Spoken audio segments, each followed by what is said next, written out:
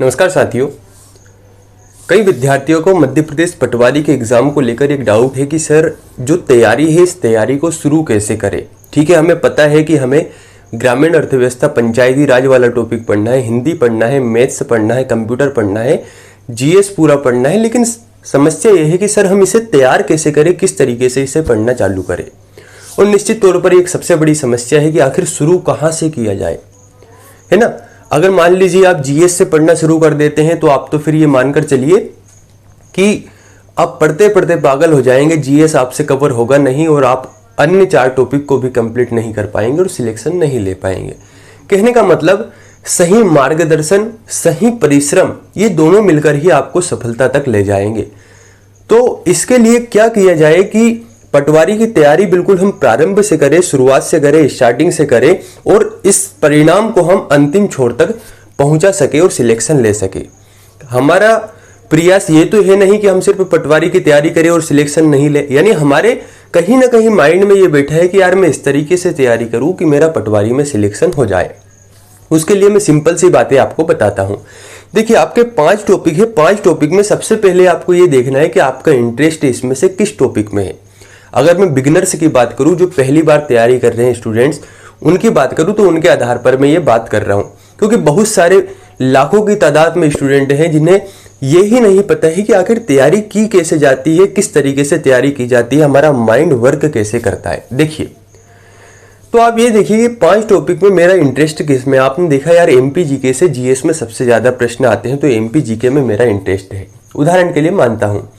दूसरा, आपने देखा कि यार मुझे ग्रामीण अर्थव्यवस्था पंचायती राज में इंटरेस्ट है। करना क्या है वह समझिए। 5 टॉपिक में सबसे पहले ये देखिए कि इंटरेस्ट किसमें, और दूसरा ये देखिए कि सबसे छोटा सिलेबस किसका है। तो आपको समझ में आया कि कंप्यूटर और पंचायती राज व्यवस्था ऐसा टॉपिक है जिसका बहुत कम सिलेबस है। तो जो छोटा सिलेबस है, छोटा टॉपिक है, सबसे पहले उसे पढ़ना शुरू कर दीजिए। जब आप पढ़ना शुरू करेंगे तो आप देखेंगे कि लगभग कम से कम दिनों में वह टॉपिक आपका कंप्लीट हो जाएगा। जब वह टॉपिक आपका कंप्लीट होता है तो आपको यह समझ में आ गया कि यार ये 2 टॉपिक है और 2 टॉपिक 100 क्वेश्चन में से 40 क्वेश्चन वाले मेरे 2 टॉपिक कंप्लीट हो गए, इसका मतलब मैं तो सिलेक्शन ले सकता हूं।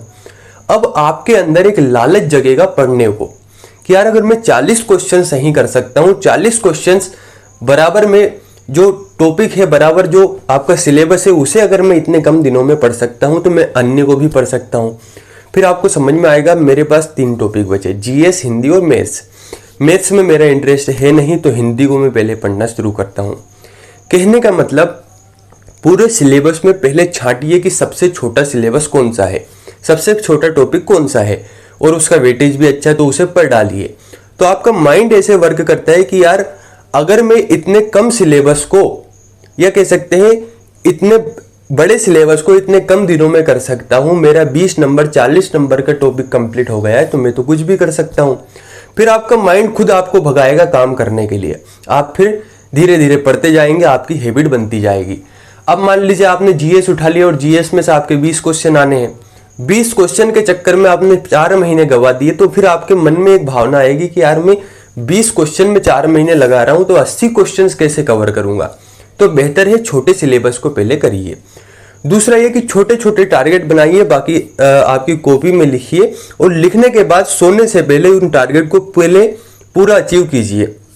टारगेट छोटे हो कोई दिक्कत नहीं, लेकिन बस उन्हें कैसे भी हमें अचीव करना है। जब आप उन छोटे छोटे टारगेट को अचीव करेंगे तो आपके मन में एक भाव आएगा कि यार मैंने तो जो वादा खुद से किया था, जो कमेंट खुद से किया था, उसको मैंने पूरा किया। जब आप इस तरीके से काम करते हैं, आपकी कॉपी में उन छोटे छोटे टारगेट को लिखते हैं कि यार कंप्यूटर में आज इनपुट डिवाइस पढ़ना है या आउटपुट डिवाइस, जो भी आपको कंप्लीट करना है, तो उसको पढ़ने के बाद वहां पर टिक कर दीजिए। टिक करने के बाद जब आप सोएंगे ना तो आपके मन में एक भाव आएगा कि यार अगर मैं इतना कंप्लीट कर सकता हूं तो मैं और भी कर सकता हूं। रात भर आपका माइंड वर्क करते रहेगा, अगले दिन खुद आपके अंदर ये जिज्ञासा जागेगी कि मुझे कंप्लीट करना है। तीसरा ये करना है आपको कि जब छोटे छोटे टारगेट आपके बने हों तो थोड़ा सा इन्हें रियलिटी के बेस पर बनाइए।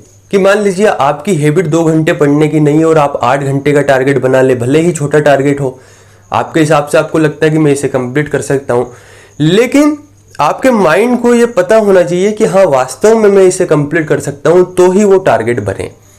अगर आपको लगता है मैं अभी प्रारंभ में 1.5 घंटे ही पढ़ सकता हूं तो 1.5 घंटे का टारगेट बनाइए, धीरे धीरे इसे बढ़ाते जाइए, आपका काम हो जाएगा। अगर आपके ऐसे ही कुछ डाउट है मध्य प्रदेश पटवारी के एग्जाम को लेकर तो कमेंट करें, मैं समाधान करने की कोशिश करूंगा। धन्यवाद।